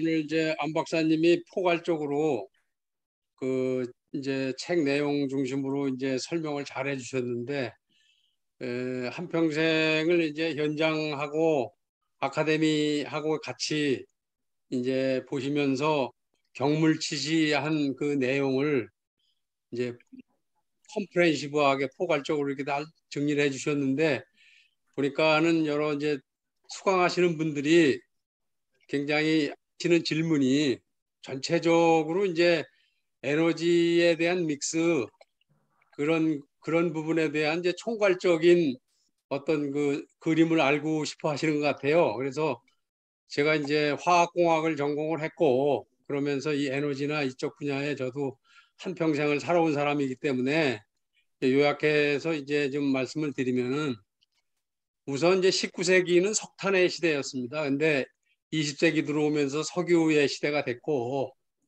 그러면서 이제 세계 1, 2차 대전을 거치면서 소재에서부터 이제 석유화학 중심으로 이렇게 바뀌어가면서 이제 석유의 시대가 된 거죠. 그리고 그러다 보니까 처음에 이제 우리가 쓰고 있는 부분에 이제 소재, 코모디티나 이런 부분이 이제 석유화학 소재를 쓰고 있다라고 하는 걸 하나 인식을 해줄 필요가 있고, 그 다음에 이제 두 번째로 지금 이제 우리가 조선 해양, 뭐 해운 이런 쪽을 자꾸 얘기하다 보니까 포커스가 어디에 맞춰지냐 그러면 이제 연료에 맞춰지거든요. 그래서 연료에 맞춰지면서 이제 CO2를 저감하자. 그렇게 이제 늘 그쪽으로 이제 이해하시는 부분이 있고, 그 다음에 이거를 이제 발전, 전기 쪽으로 또 맞추다 보면은 그동안에 문재인 정부에서의 이제 그 탈원전 문제하고 연관해가지고 앞으로 IMO 2050하고에 맞췄을 때 이제 CO2를 저감하면서 우리 발전 쪽에 그 에너지 믹스를 어떻게 가져가면 되냐 이렇게 한 세 가지 서브젝트가 혼돈해서들 얘기하고 이해하시고 있는 것 같아요. 근데 이걸 전체적으로 보고 이제 이해하시는 측면은 이제 아닌 것 같고, 그래서 우선 이제 제 관점에서 말씀드리면은 전체적으로는 하여간 지금 21세기까지도 소재 측면에서는 석유화학 시대에 우리가 살고 있다. 그래서 석유화학을 이제 줄이더라도 완전히 뭐 CO2 없앤다고 해서 완전히 줄어들고 이런 건 아니다. 그래서 기본적인 그 석유화학이라고 하는 이제 석유나 가스 이쪽에 이제 수요는 계속 있는 거고요. 근데 여기서 우리가 알아야 될 게 이제 유기물이라고 하는 거거든요. 중간에 탄소에 이제 H가 붙어가지고 그렇게 이제 유기물 탄소 고분자 물질로 해서 이제 석유화학 시대가 열리고 있는 건데 CO2가 이제 문제가 되니까 대신에 탄소 C 대신에 공기 중에 많은 질소로 갈아타자 이런 얘기거든요. 근데 그러다 보니까 궁극적으로 석유화학에서도 이제 수소를 쓰는 거고 그 다음에 질소를 중간에 갈아타면서 이제 LNG를 쓰겠지만 나중에 그것도 NH3를 이제 액화시켜 가지고 수소를 또 질소랑 바꿔치기 한 다음에 중간에 미디어만 바꾸는 겁니다. 그런 관점에서 이제 앞으로의 경제가 어느 쪽으로 흘러갈 거냐 이런 관점을 이제 보는 거거든요. 그러다 보니까 이제 여러 가지의 기술 변화라든지 사회적인 법규의 규제라든지 이런 거가 맞물리면서 이제 경제적으로 시장이 만들어지고 그러면서 이게 함께 움직여 가는 거지 그냥 뭐 이런 대로 이렇게 되고 그러는 게 아니거든요. 그래서 그 우리의 산업도 우리 대한민국의 지난 70년 동안에 50년 동안의 산업화도 대한민국에 맞는 특성에 맞춰서 산업화가 이루어진 거거든요. 그래서 우리는 농업국가에서 산업국가로 넘어오면서 이제 일자리를 창출하고 이렇게 하다 보니까 제조업 중심으로 그리고 중공업 중심으로 이렇게 바뀌어가지고 우리나라의 산업화가 이루어진 거고 발전도 지금 아까 미국하고 자꾸 이렇게 아카데믹하게 1대1로 비교하고 그러시는데 그러면 안 되고 한국의 지정학적인 위치라든지 한국의 경제적인 기반 밑에서 뭐가 경제적이냐 이런 솔루션이 뭐냐 이거를 찾아 나가야 이제 그 경제적인 가치의 바탕을 둔 앞으로의 새로운 이제 방향을 모색해가면서 IMO 2050을 맞춰가면서 대한민국의 전기 측면에서 에너지 믹스를 찾는데 이제 그런 관점을 보지 않고 자꾸 이게 아카데믹하게만 이렇게 하는 거는 좀 문제가 있다고 봐요. 그래서 제가 보는 관점은 종합적으로 이렇게 해가면서 이제 움직여가면서 사회적인 그 메커니즘이 만들어지면서 가치를 창출하고 하는 방향으로 기술의 발전하고 같이 그다음에 법이라든가 제도적인 발전의 변화하고 같이 모색해 가는 거기 때문에 그 LNG가 이렇게 확 줄어든다든지 이런 건 없을 거고 계속 상당 기간 같이 가면서 이제 신재생 에너지를 개발해 가면서 맞춰 가더라도 그래서 CO2를 저감해 가더라도 석유화학 소재와 에너지 쪽은 거의 50%를 쓸 거다. 그런 관점으로 보고 그런 관점에서 한국에 맞는 발전은 적어도 지금까지 세계 1등을 만들어온 원자력이다. 이렇게 말씀을 드릴 수 있고 지금 이제 현재 원자력은 이제 냉각을 바닷물로 시키기 때문에 순행시키기 때문에 바닷가에 젖이는데 앞으로 소형 원자력 쪽은 냉각 시스템을 액체 금속으로 바꿔가면서 이렇게 바꾸는 또 그런 기술이 발전해서 또 가는 방향으로 가기 때문에 거기에 맞춰서 이제 종합적으로 발전해 가니까 현재의 이미 완성된 산업화라든지 앞으로 갈 방향이라든지 이런 것이 하루아침에 확 바뀌고 이런 건 아니고 그런 어떤 그 경제적인 가치하고 경제성하고 이런 거가 종합적으로 맞물려서 우리나라 특성에 뭐가 경제적이냐 하는 솔루션을 찾아가는 과정, 그래서 솔루션 프로바이더를 만들어가는 과정, 이것이 이제 우리가 봐야 될 관점이 아니겠냐 이런 생각이 들었습니다. 이상입니다. 예, 예, 감사합니다. 오늘 강의 그 전체를 잘 그 요약해 주셨습니다. 그 이제 석유화학 시대는 뭐 당분간 계속될 것이다 그렇게 좀 말씀을 해주셨고요. 그걸 중심으로 해서 조금씩 변화가 있을 거다 이렇게 말씀을 해주셨네요.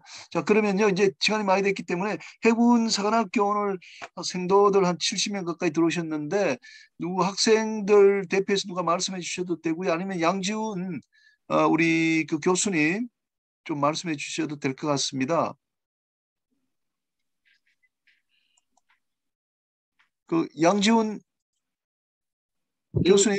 교수님 오늘 너무 말씀 잘 들었고 생도들이 평소에 좀 듣기 어려운 선생님께 강의 들을 수 있어서 좋은 기회가 됐을 것 같습니다. 제가 그 책을 사서 좀 꼼꼼하게 읽어본 다음에 질문을 드리는 게 예의인 것 같아서 그렇게 하도록 하겠습니다. 예, 오늘 너무 잘 들었습니다.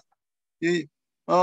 혹시 그 해군산학교 1학년 여기 보니까 이온이라고 되어 있는데 성함이 이온 그 생도님 혹시 좀 말씀해 주실 수 있으세요?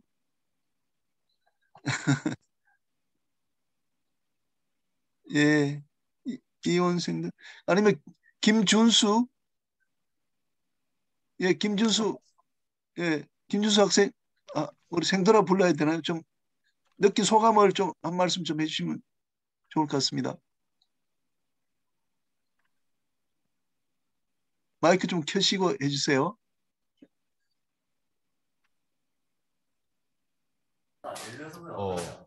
사실 들리십니까? 예, 예, 잘 들립니다. 예. 우선 아주 미남이세요, 보니까. 감사합니다. 우선은 이런 자리에 제가 이렇게 초대받아서 이런 말씀을 들을 수 있다는 것 자체가 일단 우선 감사하고, 그리고 다른 사장님과 교수님들 말씀 잘 들었습니다. 그런데 제가 들으면서 이런 환경 문제라든가 어떤 자원 문제에 대해서 깊게 생각을 못한 것 같은데 이 자리를 통해서 그런 것도 좀 생각을 해봐야 되겠다라는 생각을 좀 했습니다. 예, 좀 더 배워서 좀 더 배운 다음에 또 이런 기회에 또 있다면은 다시 참여했으면 좋겠습니다. 감사합니다. 예, 예. 이 프로그램이 2주마다 토요일마다 있으니까요. 또 2주 뒤에는 제가 발표를 특히 하게 됐습니다. 꼭 들어와서 좀 들어주시기 바랍니다. 그리고 이원 생들이 혹시 말씀 가능하세요? 이원 생들이 너무 결례가 됐나요? 아닙니다. 예, 예. 좀 안 하시겠다 그러셨고요. 자, 그러시면요. 이제 마무리하도록 하겠습니다. 하지만 해도 될까요? 잠깐 교수님.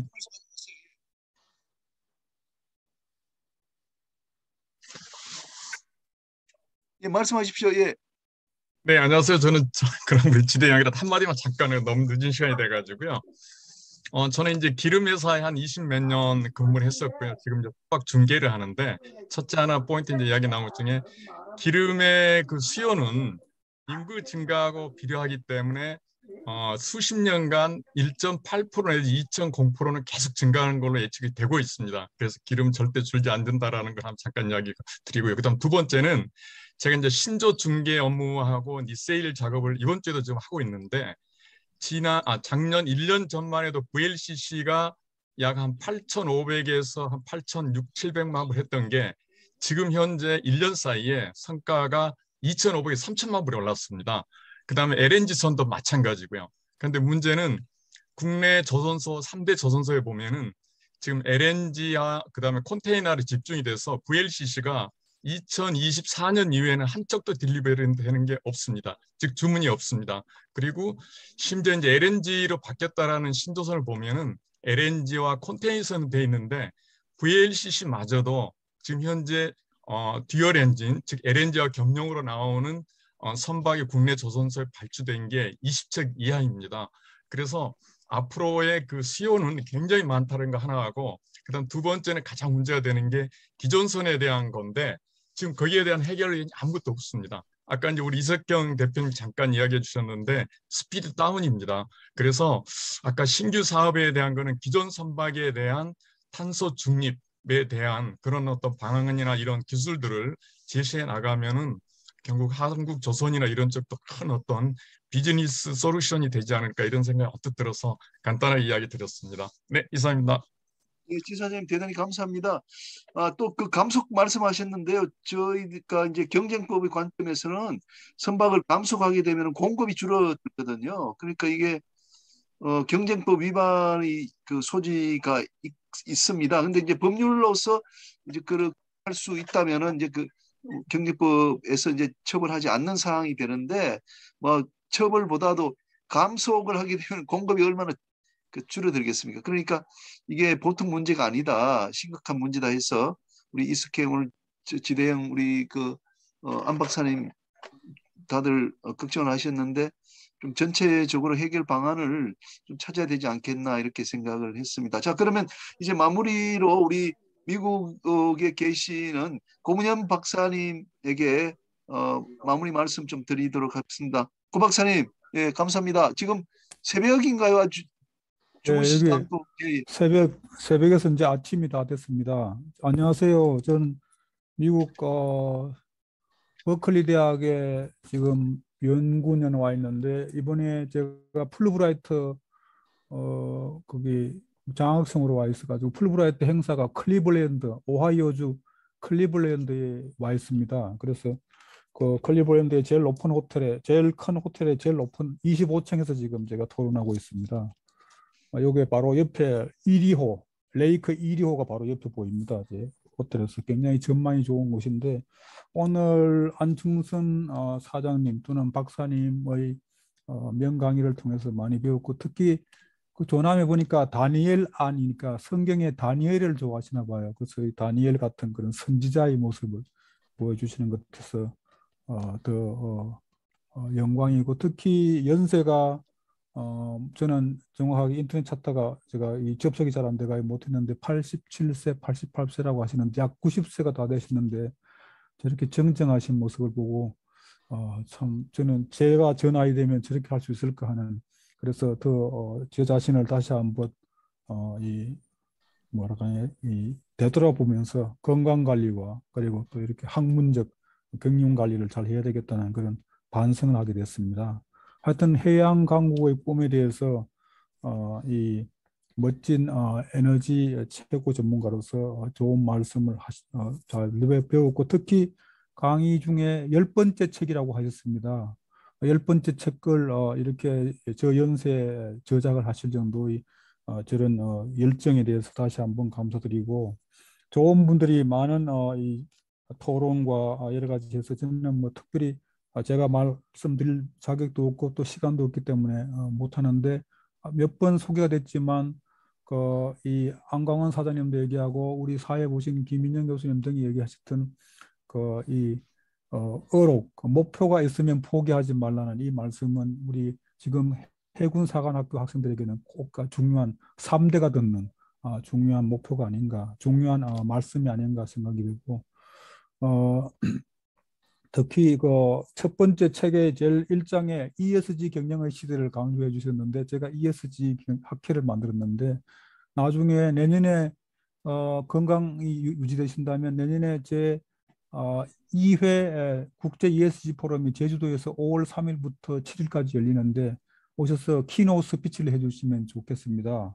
그래서 ESG 경영의 시대에 뭐 방향이라든가 얘기해 주시면 좋겠는데 조금 자세히 얘기가 됐으면 좋았을 텐데 아마 이석행 대표님이 이 사장님이 지정 토론에서 ESG 경영에 대한 통일된 경영 지표가 필요하다는데 이게 대기업과 중소기업 각 업체마다 입장이 다르기 때문에 통일된 경영 지표를 마련하기는 쉽지 않겠지만 최소한의 미니멈 지표는 필요하지 않겠나 그런 차원에서 우리 안충선 박사님의 이 지혜가 더 필요하다고 생각하고 특히 미국이 돌아왔다고 하시면서 바이든 정부를 상당히 옹호하고 많이 격려하시는 것 같은데 뭐 저도 기본적으로 친환경 정책한 바이든 정책에 저도 찬성하고 있습니다. 특히 그 우리나라 관련해서 원자력 관련해서 원자력의 효율적 관리 이용이 필요하다는 것을 저도 전적으로 동의하고 에너지 믹스 차원에서 원자력의 좀 더 넓은 폭넓은 활용이 필요하지 않나 저도 생각하는데 여전히 원자력은 안전성의 문제가 있기 때문에 더 안전성을 더 다지면서 할 필요가 있고 특히 조금 전에 토론도 나왔지만 이제는 또 원자력의 안전성의 문제되니까 대형 원자력 안 하고 소형 원자력으로 바뀌고 있습니다. 그런 차원에서 소형 원자력으로 가면 안전성 문제는 많이 희석되고 하기 때문에 문제가 해결되지 않을까 생각합니다. 하여튼 오늘 여러 가지 좋은 말씀을 통해서 일일이 제가 다 뭐 말씀드리긴 그렇고 했는데 참 많이 배웠고 여러 가지 저희들이 나아갈 방향을 제시해 준 데 대해서 다시 한번 경의를 표하고 더욱더 건강하시고 더욱더 많은 연구와 그것을 해주셔서 저희들에게 지속 가능한 가르침을 해주시기를 간곡히 부탁드립니다. 다시 한번 그 외에도 뭐 여러분들이 말씀을 많이 해주셔가지고 제가 일일이 말씀 못 드린 걸 양해해 주시고요. 예. 다시 한번 미국에서 이렇게 들을 수 있도록 어레인지해 주신 김민영 교수님을 비롯한 여러분께 또 귀한 가르침을 배우게 한 여러 가지 토론자 또 축사하신 여러분들께 다시 한번 깊이 감사드립니다. 좋은 하루가 되시기 바랍니다. 감사합니다. 네. 고 교수님 대단히 감사합니다. 네. 그리고요 여기 그 임영태 또 학회장이시고 또 원장님이시고 하신데 임영태 그 선생님 지금 혹시 아직도 계시나요? 임영태 원장님? 저하고 서울대 한경대학원 동문입니다. 예, 그래서 들어오셨는데 예, 임영태 원장님 계시면 좀 그래도 한 말씀 듣고 싶습니다. 우리 그 교통 분야의 전문가이신데. 예, 말씀이 안 되시는 것 같고요. 그 다음에 최재홍 그 선배님도 계신데 최재홍 선배님 혹시 말씀 가능하신가요? 최재홍 선배님.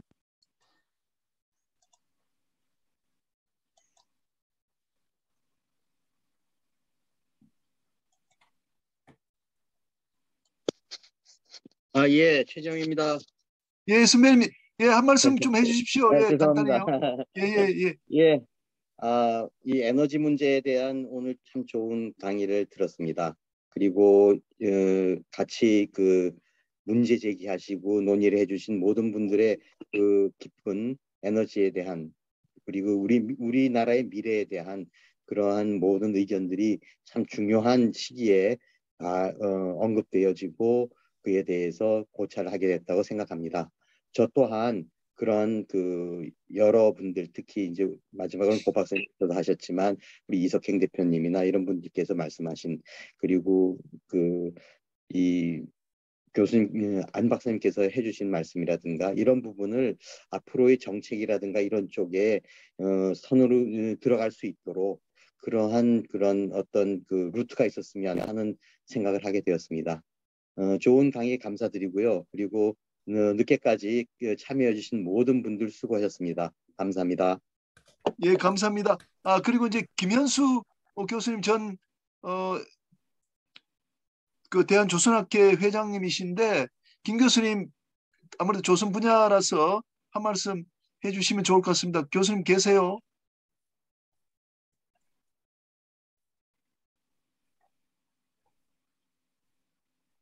예, 김현수 교수님도 계신데 예, 오늘 참석해 주셨는데 예, 인사는 막 어려우신 것 같습니다. 자, 그럼 제가 이제 마치도록 하겠습니다. 그 외에도 인사 말씀 부탁드릴 분이 상당히 많으신데 시간이 너무 많이 가서 행사를 마치도록 하겠습니다. 우리 안충성 박사님 너무 감사합니다. 오늘 또 토론해 주신 분들, 또 뭐 신은수 또 회장님, 또 기타 여러분들이 전체 우리 에너지에 대한 그 그림을 크게 그려 주셔 가지고 저를 포함해서 해군사관학교 학생들까지 잘 이해가 그렇게 되었습니다. 그리고 무엇보다도 우리 안충성 그 박사님 그 노익장이신데 그렇게 책까지 이렇게 써서 그 젊은 후배들한테 뭔가 하나라도 더 남기겠다는 그런 뭐 의지와 열정이 정말 크게 돋보였습니다. 젊은 저희들이 그런 소망을 다 담아서 우리나라 뭐 조선 또 해운 또 에너지 쪽 그 발전을 그렇게 이루도록 그렇게 하겠습니다. 제가 내일 또 정리해가지고 이렇게 올려드리고요. 우리 이 바다 공부 모임은 여러분들 뭐 들어와 보셔서 아시겠지만 그런 뭐 격식 없이 원로에서부터 젊은 분들까지 또 분야도 아주 다양합니다. 여러분들 이제 2차 항해는 2주마다 한 번씩 있으니까 꼭 많은 분들 참여하셔서 공부 많이 또 하시고 지식도 얻으시고 또 기쁨을 얻는 그런 시간들 갖기 바랍니다. 자, 이것으로 행사를 마치도록 하겠습니다. 여러분 대단히 감사합니다. 해군사관학교 생도들 감사합니다. 예, 마치겠습니다. 수고하셨습니다. 감사합니다. 수고하셨습니다. 예, 감사합니다. 황충성 사장님 감사합니다. 감사합니다. 건강하십시오. 예, 고은영 교수님 건강하십시오. 네, 감사합니다. 감사합니다. 김민영 교수님 수고하셨습니다. 예, 감사합니다. 진은수 회장님 감사합니다. 건강하십시오. 감사합니다.